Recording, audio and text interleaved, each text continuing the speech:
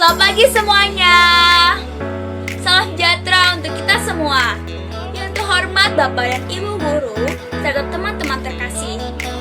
Puji syukur kita haturkan kepada Tuhan Yang Maha Esa karena kita masih bisa melakukan pembelajaran sekolah walaupun secara virtual. Kali ini saya akan mempresentasikan hasil proyek 4 saya. Proyek 4 ini memiliki tema besar ialah kebiasaan baru dengan topik pembicaraannya adalah menjaga imunitas tubuh. Selamat menonton. Kita awali dengan pengertian imunitas tubuh. Apa sih imunitas tubuh itu? Imunitas tubuh adalah pertahanan atau kekebalan tubuh seseorang. Fungsi utama imun ini adalah menangkal atau mencegah radikal bebas yang dapat menyerang dan menimbulkan berbagai macam penyakit. Kita lanjut ya ke penjelasan selanjutnya. Lingkungan hidup adalah segala sesuatu yang ada di sekitar manusia dan berhubungan timbal balik. Unsur lingkungan hidup memiliki komponen-komponen yang mendukung seperti A. Komponen biotik, contohnya makhluk hidup, yaitu manusia, hewan, dan tumbuhan. B. Komponen abiotik, contohnya seperti benda mati, yaitu kayu, air, batu, udara, dan cahaya matahari. Dan C. Komponen sosial budaya. Semua komponen berada dalam lingkungan hidup dapat menjadi kesatuan, yaitu ekosistem. Kita lanjut dengan membahas hubungan lingkungan hidup dengan menjaga imunitas tubuh. Seperti ada matahari, kita bisa memanfaatkan sinar matahari untuk melakukan proses fotosintesis pada buah jeruk. Tanah yang subur sehingga jeruk bisa tumbuh dengan baik, dan diberikan air yang cukup sehingga bisa menghasilkan buah jeruk yang bagus, dan kita dapat mengonsumsi buah jeruk. Jeruk bermanfaat untuk mendukung adanya terbentuk kekebalan tubuh. Air, tanah, cahaya matahari sangat dibutuhkan dalam proses fotosintesis, sehingga dapat menghasilkan buah jeruk yang banyak. Sehingga kita juga bisa mengonsumsi buah jeruk yang dapat meningkatkan imunitas tubuh. Setelah kita memahami sedikit penjelasan mengenai hubungan lingkungan hidup dengan menjaga imunitas tubuh, kita bisa mengembangkannya seperti ini. Dengan mengonsumsi buah jeruk, kita dapat meningkatkan daya tahan tubuh. Karena di dalam buah jeruk mengandung vitamin C yang berfungsi sebagai antioksidan, sehingga vitamin C dapat membantu meningkatkan daya tahan tubuh dengan menangkal radikal bebas. Eits, jangan salah loh. Dengan mengonsumsi buah-buahan seperti jeruk, itu salah satu cara saya bagaimana menghilangkan stres. Karena teralihkan dengan mengonsumsi buah-buahan seperti jeruk. Ketika saya mengonsumsi buah jeruk, pikiran saya teralihkan dan berusaha lebih rileks.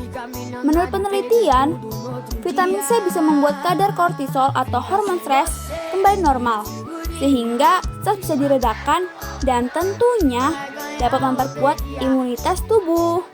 Setelah melakukan kegiatan mengonsumsi buah jeruk, tentunya ada refleksi. Ngomong-ngomong refleksi diri itu apa sih? Yang kita tahu kan isi refleksi itu tentang perasaan kita, seperti kita sedang merasa senang, kita merasa sedih, kita merasa cemas, terus kita kasih alasannya kenapa. Sebenarnya refleksi diri itu adalah proses melihat kembali perjalanan yang telah dijalaninya pada sebelumnya dan menarik pembelajaran bagi diri sendiri dan menentukan perencanaan ke depannya untuk menjadi seseorang atau pribadi yang lebih baik. Nah, maka dari itu, isi refleksi diri saya adalah saya merasa senang karena bisa mengonsumsi buah-buahan seperti jeruk yang dibelikan oleh mama saya di pasar. Saya berterima kasih kepada mama yang telah membeli jeruk, sehingga saya bisa mengonsumsi buah jeruk dan dapat menjaga imunitas tubuh. Dan saya bersyukur dan berterima kasih kepada Tuhan karena telah menyediakan sinar matahari untuk proses fotosintesis pada buah jeruk dan kondisi tanah yang subur.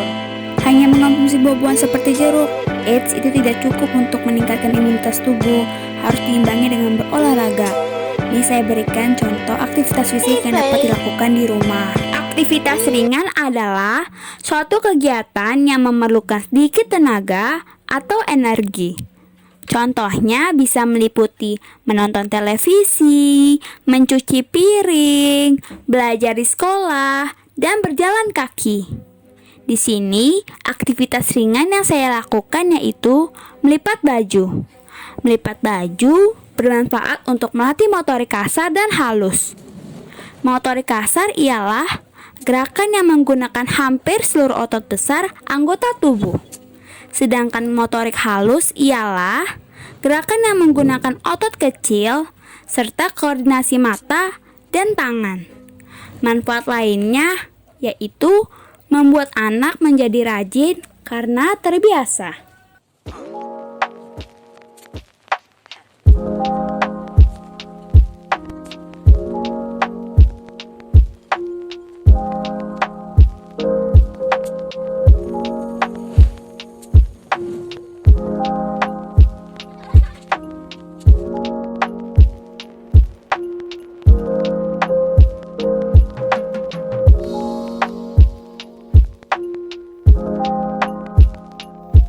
Selanjutnya ialah aktivitas sedang. Aktivitas sedang adalah aktivitas yang membutuhkan tenaga intens atau terus-menerus. Contohnya seperti berlari, bermain musik, bersepeda, dan lain-lain. Di sini aktivitas fisik sedang yang saya lakukan adalah bermain alat musik. Kalian bisa lihat bagaimana saya bermain alat musik. Bisa dikatakan saya baru pemula atau masih belajar kunci dasar. Ternyata bermain alat musik itu memiliki manfaat yang banyak loh, seperti meningkatkan kemampuan belajar, menumbuhkan dan meningkatkan rasa percaya diri, serta menjaga kesehatan mental dan emosional.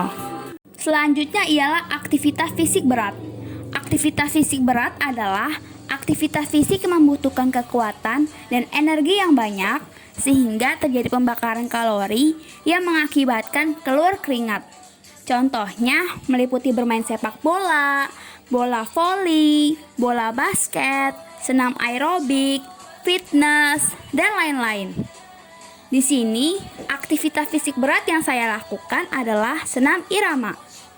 Selain membakar kalori, melakukan senam irama bermanfaat untuk menyehatkan otot, mengatasi stres, mengoptimalkan fungsi otak, menyehatkan kerja jantung, dan lain-lain. Apalagi di tengah pandemi seperti ini, kita perlu meningkatkan imunitas tubuh, salah satunya dengan berolahraga. Maka dari itu, berolahraga tidak harus keluar rumah, melainkan di dalam rumah pun kita bisa melakukan olahraga, sehingga kita masih bisa mematuhi protokol kesehatan. Nah, itu dia 3 macam aktivitas fisik yang dapat dilakukan di rumah. Selain berolahraga dan mengonsumsi buah-buahan seperti jeruk, kita juga membutuhkan makanan utama. Ini saya beri satu contoh jenis makanan yang dapat mengisi nutrisi dan menjaga imunitas tubuh. Nama makanan ini adalah arsik. Arsik merupakan salah satu masakan khas kawasan Tapanuli yang populer. Arsik dikenal pula sebagai ikan mas bumbu kuning. Ikan mas adalah bahan utamanya. Bumbu arsik sangat khas, mengandung beberapa komponen yang khas dari wilayah pegunungan Sumatera Utara seperti andaliman dan asam cikala atau buah kecombrang, sehingga memiliki cita rasa yang asam dan pedas selain bumbu khas Nusantara yang umum seperti lengkuas dan serai. Ternyata arsik ini memiliki kandungan yang bermanfaat bagi tubuh loh, seperti protein dan lemak yang cukup baik. Dan pada dasarnya bahan utama arsik ini adalah ikan mas. Ikan mas yang sebagai bahan utama juga mengandung protein, lemak, kalsium, fosfor, zat besi, dan vitamin B1. Serta arsik ini juga memiliki manfaat bagi metabolisme tubuh loh, seperti mencegah penyumbatan pembuluh darah, mengurangi resiko gagal fungsi jantung, membantu pertumbuhan, mencerdaskan otak, dan lain-lain. Jadi, makanan arsik ini bisa kalian sajikan untuk menjaga imunitas tubuh loh. Setelah kita mengetahui profil dari ikan arsik, yuk ikutin aku melihat bagaimana proses pembuatan arsik. Tapi sebelum itu, kita harus menyediakan bahan-bahan yang dibutuhkan dalam membuat arsik. Adanya bahan utama. Ada yang pertama, ikan mas 1 kg. Kedua, jeruk nipis, nanti diambil air perasannya saja, yaitu 1 buah. Yang ketiga, garam. Untuk bahan lumurannya itu 1 sendok makan. Yang keempat, daun bawang batak atau lokyo. Buang akarnya lalu potong jadi 3 bagian. Dibutuhkan sekitar 150 gram. Yang kelima, kacang panjang. Potong-potong. Dibutuhkan 200 gram. Selanjutnya ada gula pasir. 2 sendok teh. Adapun air untuk merebus secukupnya saja. Lanjut ke bahan halus. Bahan halus dibutuhkan yaitu ada cabai merah keriting 75 gram. Kedua ada cabai rawit 10 buah. Ketiga ada bawang putih 8 siung. Selanjutnya ada bawang merah 75 gram. Lalu ada kemiri 8 butir. Lanjut lagi adanya kunyit 2 ruas. Kemudian tambahkan jahe 4 cm ataupun sekira-kiranya saja. Lalu ada serai, ambil bagian putihnya lalu iris, ambil 3 batang. Lalu garam 2 sendok teh. Adapun bahan lain yang dibutuhkan seperti serai, dengan cara dimemarkan dibutuhkan sekitar 10 batang. Lalu ada lengkuas, kita iris dibutuhkan 50 gram. Ada juga asam gelugur, dibutuhkan 3 potong. Asam cekala atau patikala dimemarkan dibutuhkan 5 buah. Buah kecombrang, belah jadi sampai 4 atau 3 buah. Andaliman, dimemarkan dibutuhkan sekitar 2 sendok makan. Setelah kita mengetahui bahan-bahan yang dibutuhkan dalam membuat arsik, lanjut kita ke cara masaknya. Pertama, bersihkan isi perut ikan dan buang insangnya. Sisik ikan gak usah dibersihkan, cuci bersih ikan kemudian dilumuri dengan air perasan jeruk nipis serta garam. Diamkan sekitar 15 menit. Kedua, masukkanlah sedikit bumbu halus dalam perut ikan. Masukkanlah juga sedikit kacang panjang dalamnya. Yang ketiga, siapkan kuali, susun serai, lengkuas, asam gelugur, asam cekala, bunga kecombrang, dan andaliman di dasar kuali. Yang keempat, letakkan ikan mas di atasnya. Tuang sisa bumbu halus dan ratakan. Yang kelima, tuang air sampai menutupi ikan hingga ikan terendam seluruhnya. Yang keenam, tutup kuali setelah masak dengan api kecil sampai sedang. Yang ketujuh, setelah air berkurang setengahnya, masukkanlah daun bawang batang atau lokio, serta sisa kacang panjang. Tutup kuali lagi dan lanjutkan masak. Koreksilah rasanya atau dicolek-colek gitu rasanya sedikit, biar gimana rasanya sudah pas atau belum. Masaklah sampai air mengering sekitar kurang lebih 2 jam. Baru angkat dan siap disajikan. Selain melakukan olahraga di rumah, mengonsumsi buah-buahan, mengonsumsi makanan yang banyak mengandung nutrisi dalam menjaga imunitas tubuh, kita juga sangat memerlukan adanya pemberian vaksinasi COVID-19 dalam meningkatkan imunitas tubuh. Yuk, ikutin aku, kita bahas tentang pemberian vaksinasi COVID-19. Vaksin adalah zat atau senyawa yang berfungsi untuk membantu kekebalan tubuh terhadap suatu penyakit. Vaksin terdiri dari banyak jenis dan kandungan yang tentunya berbeda-beda dengan menyesuaikan tujuan dari pemberian vaksinnya. Cara pemberian vaksin bisa disuntik ataupun ditelan. Adapun vaksin bukan membuat kita tidak perlu merawat tubuh, tapi hal itu juga sangat perlu dalam meningkatkan kinerja vaksin yang bekerja di tubuh kita dalam meningkatkan imunitas tubuh. Untuk menghasilkan sebuah vaksin, akan dilakukan berbagai proses yang sangat diperhatikan dalam pembuatannya. Beberapa proses pembuatan vaksin Sinovac meliputi mencari mikroorganisme terlebih dahulu yang akan dijadikan sebagai bahan utama dalam pembuatan vaksin dengan menggunakan biomolekuler. Lalu virus tersebut akan dimatikan atau inaktif. Kemudian melakukan pemurnian dengan kromatografi dengan cahaya-cahaya menyampaikan senyawa kimia yang tentunya tidak berbahaya dan sangat diperlukan dalam pembuatan vaksin. Lalu diberikan adjuvan yaitu aluminium hidroksida untuk meningkatkan kemampuan vaksin tersebut. Lalu diberikannya larutan fosfat atau stabilizer dan larutan garam natrium klorida sebagai isotonis untuk memberikan kenyamanan penyuntikan.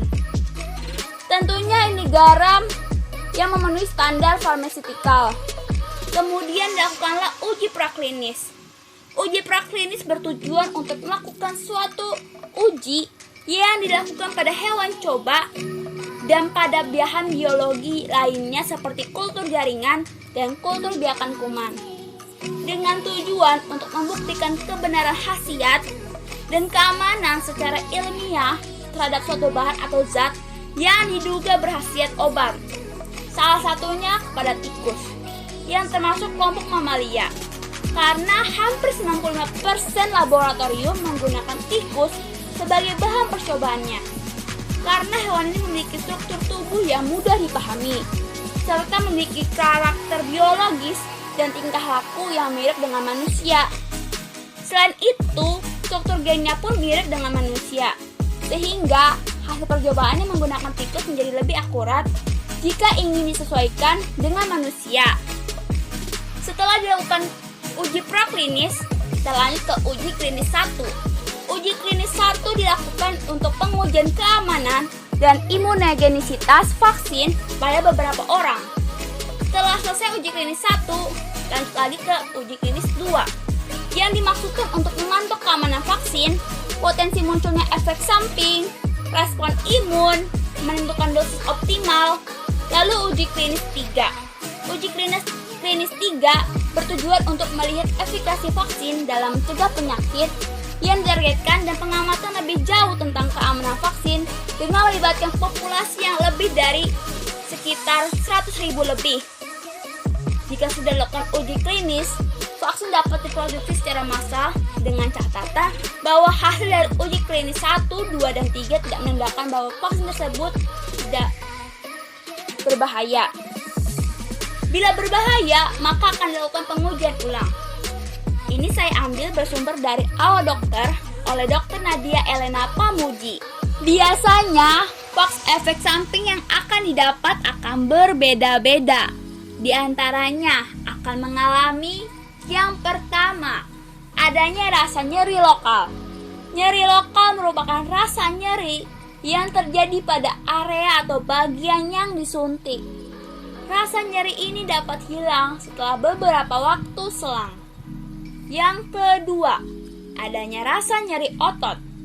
Nyeri juga dapat muncul pada otot yang terletak di sekitar tempat suntikan.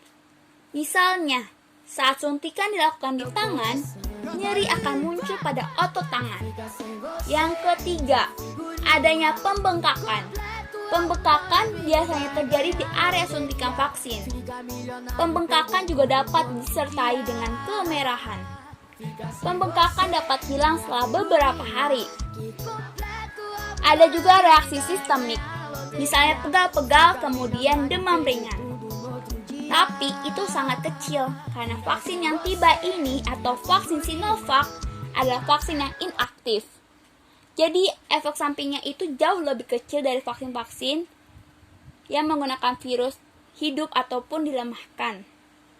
Semua efek itu merupakan sebuah tanda jikalau vaksin tersebut sedang bekerja dalam membangun imunitas tubuh. Vaksin memang saat ini sangat dibutuhkan, apalagi yang kita tahu virus corona itu belum ada kemungkinan untuk hilang dari bumi ini.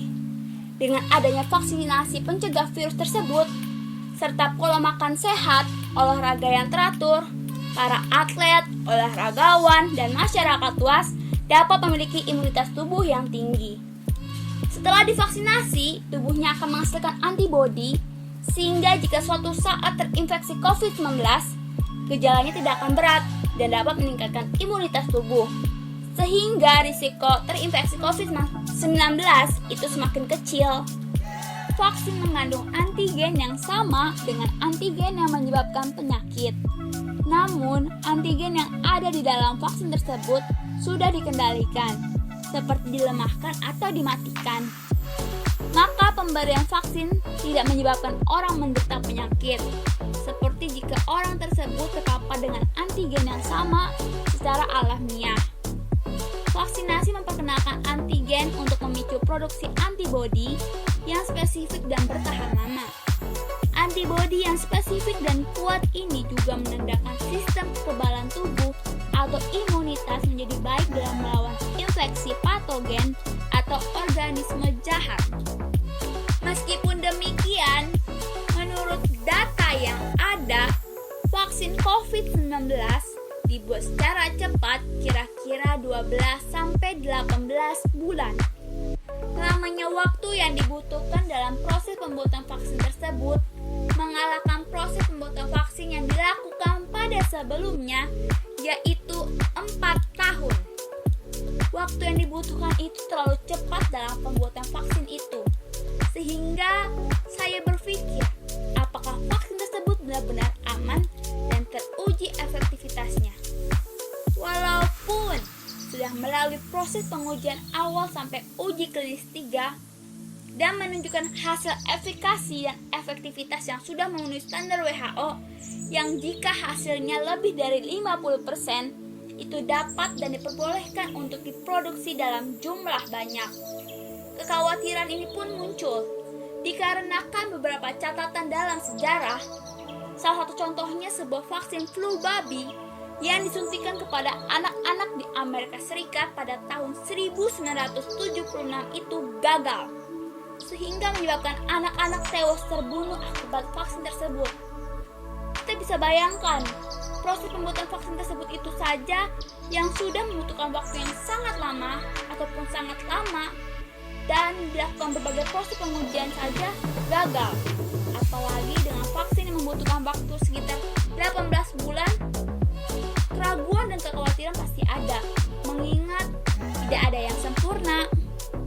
Di sisi lain, biayanya pasti dipertanyakan karena Indonesia banyak mengimpor berbagai macam vaksin dari mancanegara, tapi tetap memiliki fungsi yang sama, hanya tingkat efektivitas dan efikasi yang berbeda. Karena Indonesia lebih memilih untuk mengimpor bahan baku vaksin yang nantinya akan dikembangkan menjadi vaksin yang utuh, dan vaksin yang sudah jadi dengan jumlah yang banyak yang pada tentunya akan membutuhkan biaya yang besar. Untuk saat ini Indonesia masih dalam proses pembuatan vaksin buatan dalam negeri. Vaksin buatan dalam negeri diberi nama vaksin merah putih. Vaksin merah putih diberi nama langsung oleh Pak Joko Widodo selaku Presiden negara Indonesia. Vaksin yang diimpor di Indonesia itu tentunya memiliki jumlah dosis yang banyak. Meliputi yang pertama, ada vaksin buatan pabrik Amerika Serikat yang bekerja sama dengan Kanada bernama Novavax sebanyak 50 juta dosis. Yang kedua adanya vaksin buatan Inggris yang bernama AstraZeneca sebanyak 50 juta dosis. Vaksin tersebut memiliki efektivitas rata-rata mencapai 70,4%. Yang ketiga ada vaksin buatan pabrik China, yaitu Sinovac dengan jumlah sebanyak 125,5 juta dosis. Vaksin ini memiliki tingkat efektivitas sekitar 65,3%. Yang keempat ada vaksin buatan pabrik Jerman dengan Amerika Serikat yang diberi nama Pfizer-BioNTech sebesar 50 juta vaksin. Pfizer diklaim memiliki tingkat efektivitas mencapai 95%. Yang terakhir adanya vaksin dari kerjasama multilateral WHO dan Aliansi Vaksin Dunia diberi nama COVAX-Gavi sebesar 54 juta dosis.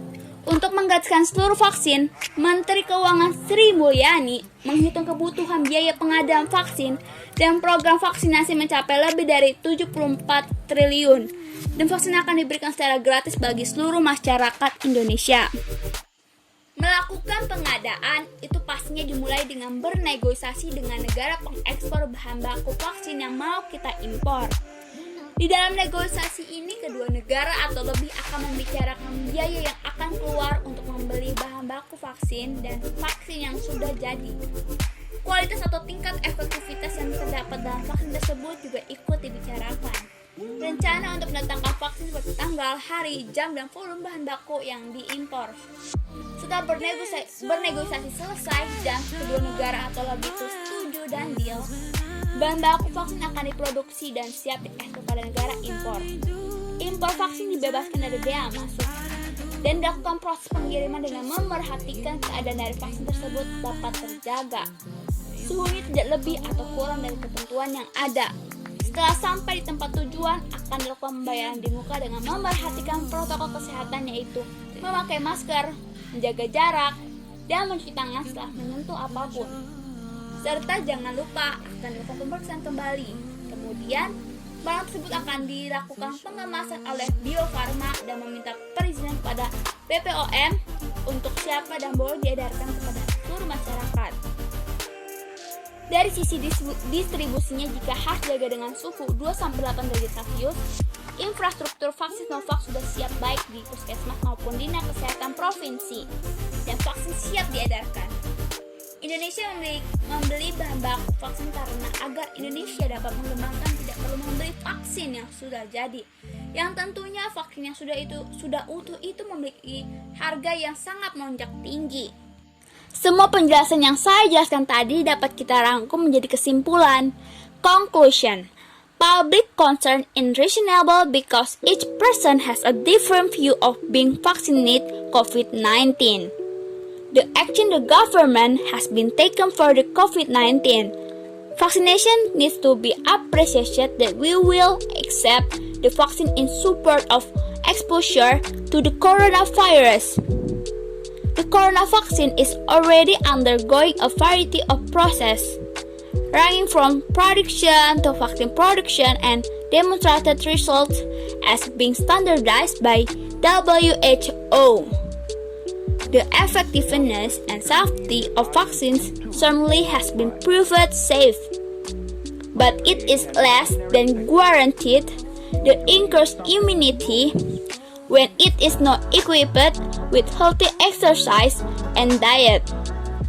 So, that what is done, the production of antibodies from the vaccine will be worked. So, it should not be easily argued by several people. And at some point, vaccination will be freed by the government. So, there's nothing to worry about. Setelah kita mengetahui sedikit penjelasan mengenai imunitas tubuh seperti berolahraga, vaksinasi, mengonsumsi buah-buahan, jangan mudah berpuas diri dulu ya tentang pengetahuan. Yuk ikutin aku, kita melatih otak kita dengan belajar soal matematika. Di sini, aku akan membahas tentang kesebangunan. Soal nomor 1. Untuk menampung pasien yang terpapar COVID-19, maka dibangunlah rumah sakit yang baru. Di samping rumah sakit tersebut terdapat pohon yang tingginya 14 meter dan berjarak 6 meter dari gedung. Pada saat yang sama, panjang bayangan pohon tersebut 12 meter. Hitunglah tinggi gedung rumah sakit tersebut. Langkah-langkah menjawabnya demikian seperti ini. Kita harus mengetahui atau mencari apa yang diketahui dari soalnya. Di sini, di soal yang diketahui itu ada tinggi pohon. Tinggi pohon adalah 14 meter. Jarak dari gedung itu 6 meter. Panjang bayangan pohon 12 meter. Yang ditanyakan di sini adalah tinggi gedung. Kita umpamakan tinggi gedung sebagai X. Terus kita jawab deh. Tapi kita harus mencari dulu nih panjang bayangan gedungnya. Karena yang di sini cuma ketahui itu ada panjang bayangan pohon. Kita perlu mencari panjang bayangan gedung. Dengan cara kita menambahkan panjang bayangan pohon dengan jarak dari gedung. 12 tambah 6 meter sama dengan 18 meter. Habis itu kita mencari persamaannya dengan cara tinggi pohon per tinggi gedung sama dengan panjang bayangan pohon per panjang bayangan gedung sama dengan 14 per X sama dengan 12 per 18. X-nya atau tinggi gedungnya 14 dikali 18 per 12. X sama dengan 21 meter. Jadi tinggi gedung rumah sakit adalah 21 meter.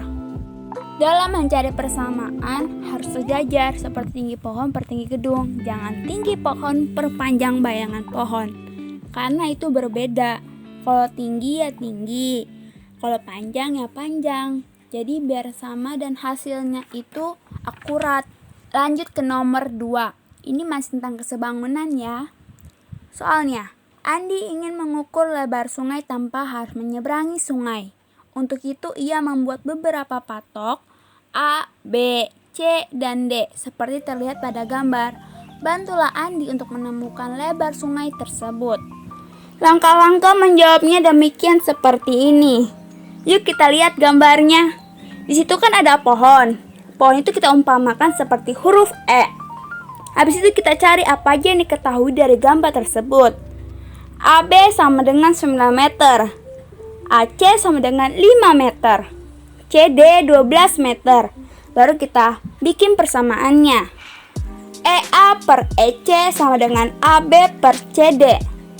Di situ EA kan gak ada, jadinya kita bikin huruf EA per EA tambah 5. Habis itu sama dengan 9 per 12. 9 itu AB, CD-nya itu kan 12. Jadi 9 per 12. Habis itu kita kali silang. Jadi 12 EA sama dengan 9 dalam kurung EA tambah 5 tutup kurung. Habis itu kita jumlahkan lagi jadi 12 EA sama dengan 9 EA tambah 45. Kenapa bisa hasilnya 9 EA tambah 45? 9 dikali EA, 9 dikali 5. Jadi 9 EA tambah 45. Habis itu kita pindah ruas yang 9 EA dengan 12 EA. Jadi 12 EA dikurang 9 EA sama dengan 45. Habis itu yang 12 EA dikurang 9 EA itu kita kurangkan. Jadi 3 EA sama dengan 45. EA-nya sama dengan 15. Kenapa 15? Karena 45 dibagi 3 sama dengan 15. Jadi lebar sungai tersebut adalah 15 meter.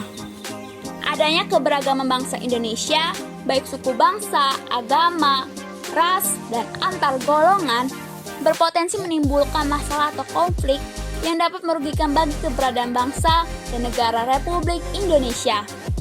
Masalah atau konflik SARA adalah suatu proses sosial antara individu atau kelompok yang berbeda suku bangsa, agama, ras, dan antar golongan.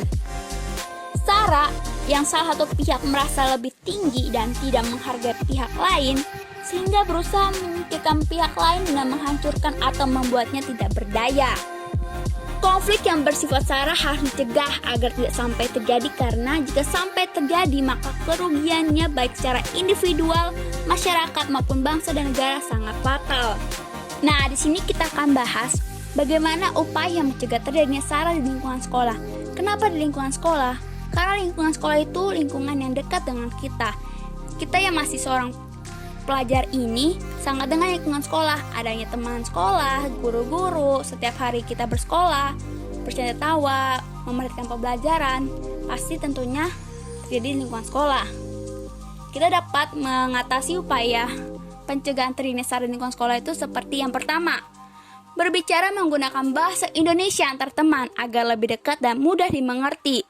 Yang kedua, tidak berpikir negatif dengan antar teman seperti jika dia suku Batak, berarti dia orangnya kasar ya?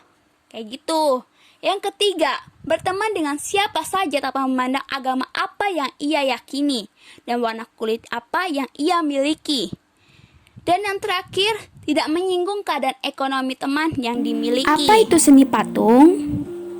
Karya seni rupa yang diciptakan dengan membentuk bahan bervolume yang dapat berupa tanah liat, kayu, batu, logam, dan bahan lainnya dengan cara subtraktif yang berarti mengurangi bahan seperti dipahat, dipotong, dicukil, atau dengan cara aditif yang berarti menambahkan bahan seperti mengecor dan mencetak. Bahan cor adalah bahan yang cair, serbuk, atau tidak padat, namun dapat menjadi keras dalam waktu tertentu atau ketika diproses lebih lanjut. Bahan cor meliputi semen, pasir, gips, logam, emas, timah, bahan kimia seperti resin, fiber, dan lain-lain. Bahan lunak yang memiliki massa atau volume dapat digunakan untuk membuat patung seperti tanah liat, lilin, clay, hingga ke bahan khas atau alternatif seperti sabun dan sebagainya. Bahan sedang, bahan yang tidak lunak dan tidak keras, misalnya kayu randu, kayu mahoni, kayu waru, dan kayu yang tidak terlalu keras lainnya. Bahan keras dapat berupa batu atau kayu yang lebih keras. Contohnya adalah batu marmer atau pualam, batu granit, batu andesit, kayu jati, kayu ulin, kayu sono keling. Selanjutnya kita akan membahas teknik patung. Yang pertama ada teknik pahat, merupakan teknik untuk mengurangi bahan menggunakan benturan benda keras seperti alat pahat terhadap bahan patung yang diolah. Selain alat pahat, palu juga diperlukan untuk membenturkan pahat pada bahan patung. Yang kedua ada teknik butsir. Busir adalah teknik yang membentuk bahan lunak dengan mengurangi bahan menggunakan alat busir dan menambahkan bahan jika diperlukan. Yang ketiga, ada bahan cetak dalam cetakan dan membuka cetakan.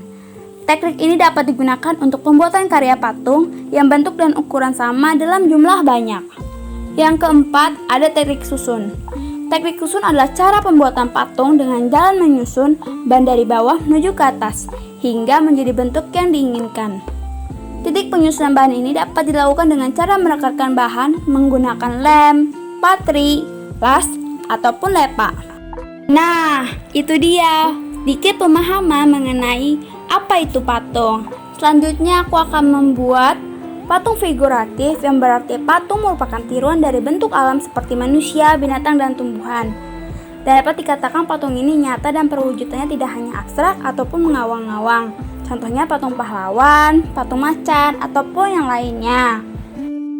Sebelum lanjut ke tahap pembuatannya, di sini saya menyiapkan alat atau bahan yang akan saya gunakan, yaitu seperti adanya plastisin ataupun gunting.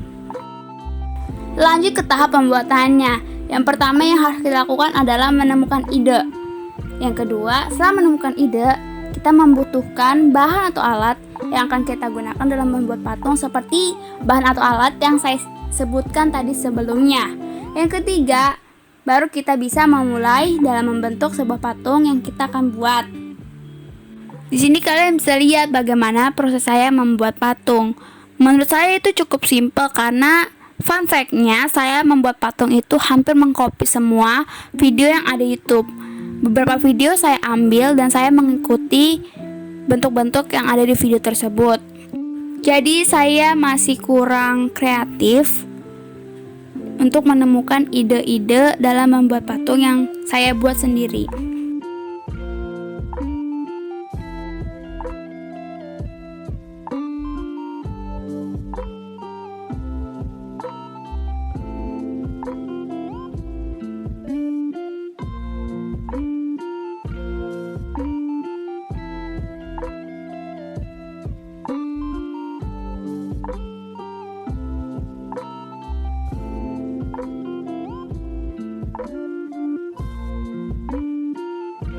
Sebelum kita mengakhiri dan menutup perjumpaan pada kali ini, aku mau mengingatkan kembali bagaimana cara meningkatkan imunitas tubuh di rumah. Yang pertama, mengatur pola makan secara teratur dan seimbang dengan memperbanyak mengonsumsi buah-buahan dan sayuran. Yang kedua, minum air putih yang cukup, minimal 2 liter. Yang ketiga, olahraga yang cukup dan tidak berlebihan, minimal 30 menit. Karena jika berolahraga berlebihan, imunitas bisa turun dan kita mudah terserang penyakit.